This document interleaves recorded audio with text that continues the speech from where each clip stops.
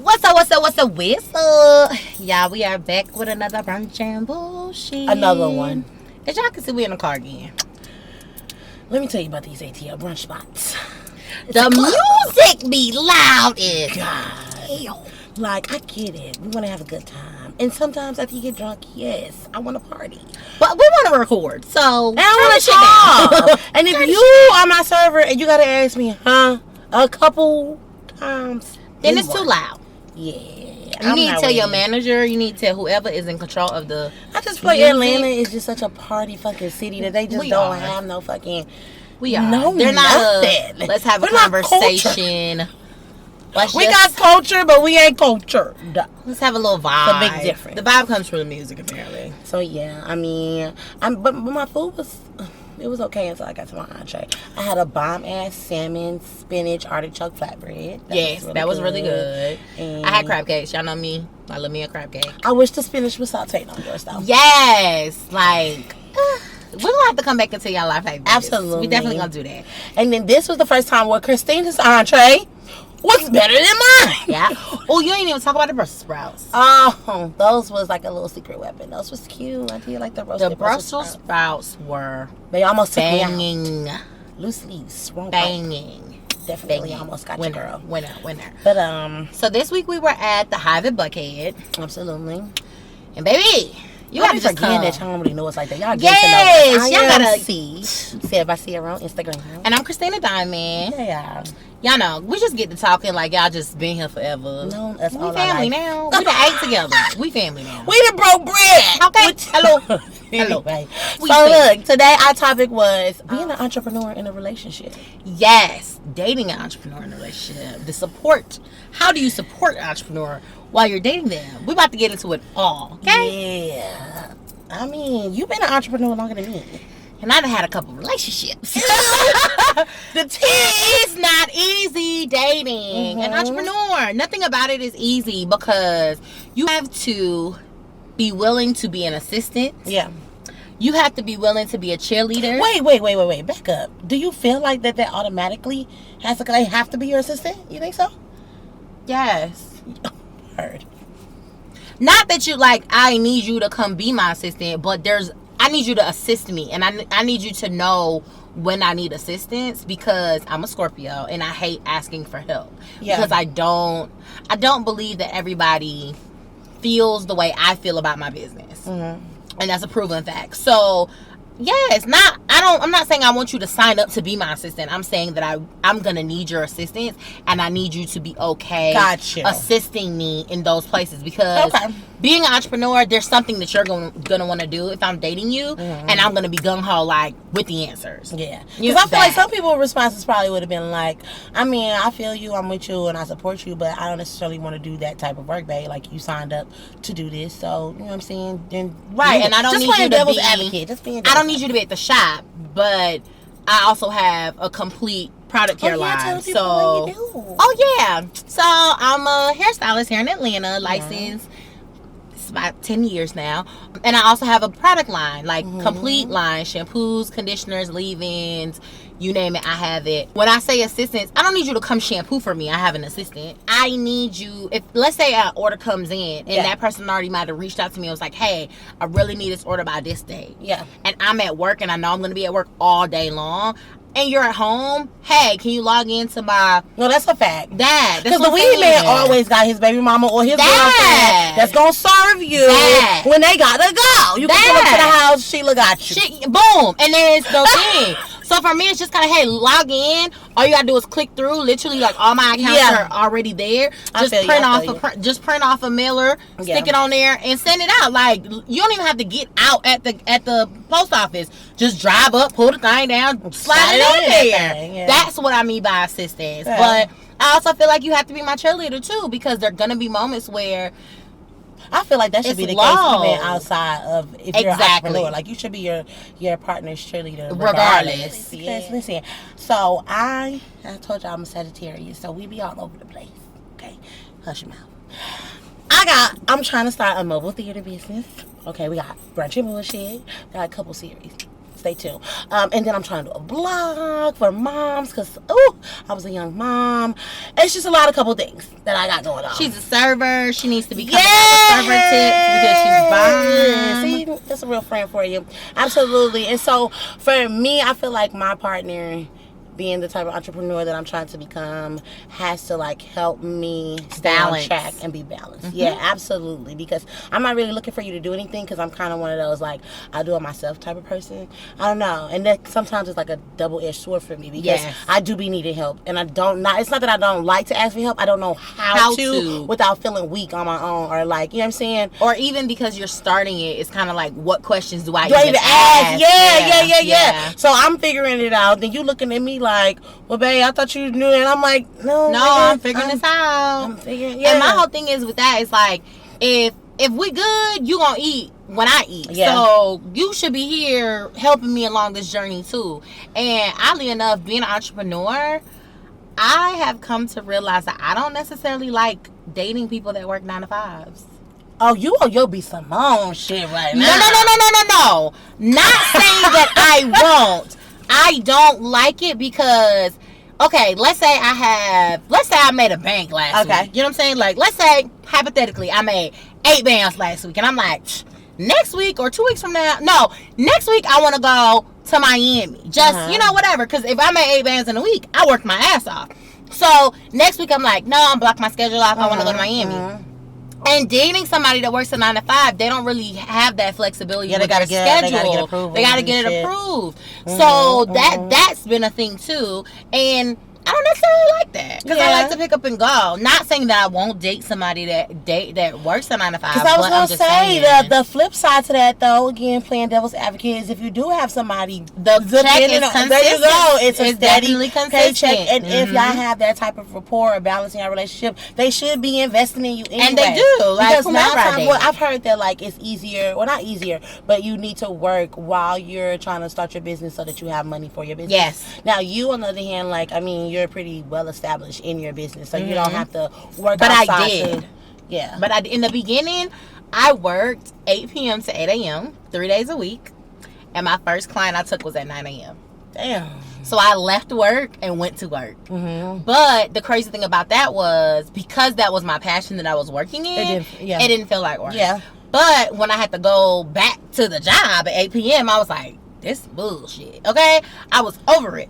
And I remember when I quit, because it was a 4th of July weekend. Yeah. And I had a migraine when I went to work. And I was just I got to go home. I couldn't even look at the screen. And my supervisor was just well, can you work another hour? And I was just yeah, sure. I worked another hour. I clocked out and I never came back. I like what I'm doing. I have become quite above average. Yes. And so it kind of becomes addictive when you're used to fast money. Fast money. It's almost like stripping. Yes, surfing is almost like stripping, because baby, you'll blow $200-$400 and you get it right back. Yeah. Sometimes. Yeah, but I just feel if I had, I don't want to say if I had, but I get what you're saying about the whole you want to date somebody that's Ooh, I got a question already. Ooh, we ain't there yet. But I do get what you're saying, though. But at the same time, I'm a person, I guess my anxiety gets so bad, though. So it's I don't know if I would want to date somebody. Okay, let me say this. That's an entrepreneur. I would date somebody that is an entrepreneur that's well into their entrepreneurship. There we go. Okay, I can do that. Not a new entrepreneur that's trying to figure it out. Baby, because it's a headache right now. Yeah, it is. I would have to date somebody that's well into it, and they don't have to be a barber or nothing like that. It's nothing like that. It's just they have a steady flow of income. Yeah, that's it. Yeah. You can sell whatever, consistent flow of money. I'm cool, and we can pick up and go wherever, and you can kind of work from wherever. I would love that. Do you find that in your past relationships, that while you were becoming established, that maybe that took most of your time? It did, because I knew what I wanted to do. Honestly, coming out of high school, I went to college because my mom wanted me to get a degree, and even in school, I was doing hair in my dorm. So ultimately, when I was just I'm going to hair school. Once I made up my mind, I was all right, cool. Then I was cultivating my baby into being what I wanted it to be. I was cultivating myself into becoming who I am now. Yeah. So in a sense, and I remember one of my past relationships, she literally said, "You only give a damn about Diamonds Elite." well, would you rather me cheat? Like, would you rather me be in these streets? Like, what would you rather me? Like, I am literally working on my business. And ultimately, like, I do have a smart mouth. So, ultimately, it's like, if my business thrives, we're thriving. Like, and who's to say that my business isn't going to be able to kind of like aid you quitting or you jumping out into something that you always wanted to do and then you weren't able to because it wasn't bringing in enough consistent money to you for you to cover your bills, for you to do what you needed to do. That's how I think. Because when you're in a relationship, it's supposed to be a partnership. A partnership, absolutely. And if you're my partner, then at any given moment, I want to be like, tag your it, babe, I'm tired. Or tag me, you tired, I got you. I feel that. I mean, but I just feel like some people don't want to come in to situations like that with such like a heavy obligation. You know what I'm saying? Like, because you never know. Like, I didn't think I would want to be an entrepreneur or like anything of that sort. Like, I didn't mind working. I'm cool. Like, all of that. It only came about really for me when I was just like, all right, I like what I'm doing here, and I see that y'all making more money from me, so how can I now do what it is that I love to do? When I found that I love serving, it's like, okay, how can I figure out how to turn this into mine? I'm going to tell you exactly when it started to click for me. I was working for a flower shop in Marietta, and when I tell you, on any given day, the minimum order was like $50. On any given day, some flowers. For flowers. There were standing orders. There was like, we're not even talking wedding flowers. We're talking regular bouquets going to loved ones on any given day. On any given day, I think the minimum order I took was maybe 10. That's $500 off of one person. There was on average maybe 5 or 6 of us upstairs and 3 downstairs. So that's, let's round it to 10. That's 10 people taking on average 10 orders at a minimum of $50. Now listen, you know the math? That's $5,000 on one day. Listen, well, now we talking big numbers, okay? Big numbers are with it. 2 plus 2, all right, cool. That can 3-4 it all day long. We at 5 bands. So at 5 bands, from me sitting here being polite to your customers, and they're willing to spend. Now, I said the minimum order was $50. There were arrangements leaving there. Absolutely. Come on now. 100, 500, 700. They be expensive. Don't get me wrong. They did gorgeous work. But for me, that was the click. Like, you don't want to be doing this for yourself? Because I didn't make $500 a day. Now you do. Now, you know what I'm saying? You might bust it But I'm trying to get her to be my sugar mama. I'm looking for a sugar mama. Okay? Hey, shout out to sugar mamas sugar out there. daddy that don't expect no sugar. Okay, so you do say, do you think that people should tell people that when they're dating, like during that talking phase or whatever? That, I do. So that they understand what comes with dating an entrepreneur? In the talking phase, no. In the dating phase, yes. If I'm talking to you, we're just talking, right? We're just throwing stuff out there, trying to figure out, like, I'm trying to sound cute for you, you trying to sound cute for me. Facts. When I'm dating you and I'm like, oh man, I really like this person, then I'm really digging to see what your thought process is, what your long-term goals are, what your short-term goals are, what your plans are, like, for your life, what you want to do, what you like. Do you want to leave behind a legacy? What is it that you want to leave behind? You know what I'm saying? Like, in my mind, I've kind of cultivated certain questions that I'm gonna ask. But like, depending on what those answers are, it's kind of like, okay, well, what are you doing? Like, well, what do you see yourself doing? Is that what you always wanted to do? Like, I'm cultivating those types of questions to kind of see where your mind is, and then.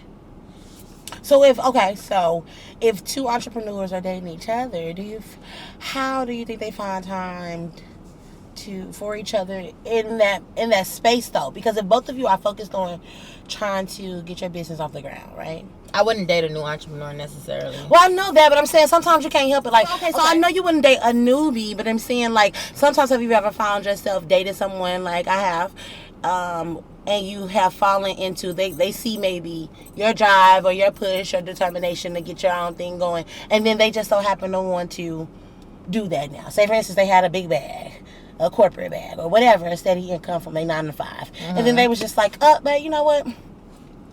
I think I want to try to get this off the ground, so I'm going to go ahead and quit this right now. Boom, up the bam. How would you... I'm trying to see what I'm trying to ask here. How would you, like, handle that? It's Do you a no feel like for you me. can understand where they're coming from? No. You would need a plan, because when I decided to quit my job, I was making, on average, at minimum, at that time, I was making $100 a day. Mm-hmm. So for me, if I can make $100 a day and I can make $700 a week, I'm like, all right, cool. So that means even on my off days, I'm calculating that. If we're talking and you're like, okay, babe, I love your drive and I want to do it. Okay, well, what you gonna do? What do you have licenses in? What are you good at? What have you done? Mm-hmm. Have you taken classes? Have you actually done the research that backs this idea that you all of a sudden have? Because I did. I went to school. I paid $16,400 for my license. I pay $50 now to renew it every year. I take ongoing classes. What are you doing? It comes with more than, oh, I want to do it. Nah, sis, because I didn't do that. Yeah, but would you be that cheerleader then? And I let would cheer them know your that plan on, meaning you come to me saying, babe, while I was working here, I went ahead and took night classes, and I went ahead and I applied for my license. I took the test. I'm doing this. I've been working this part-time while this is happening. Yeah, but realistically, everybody ain't that structured. Right. So sometimes... So how your business gonna flourish?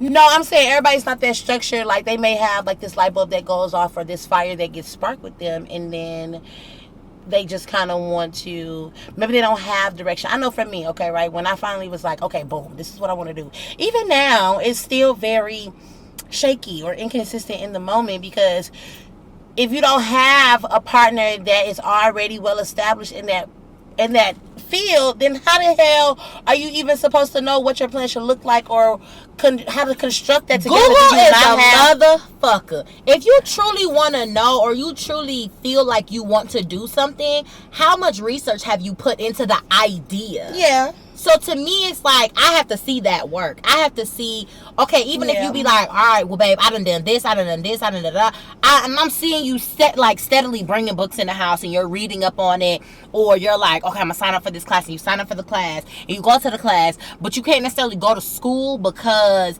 it conflicts with your work schedule. That's different. All right, well, babe, I've saved $10,000. I want to go to school.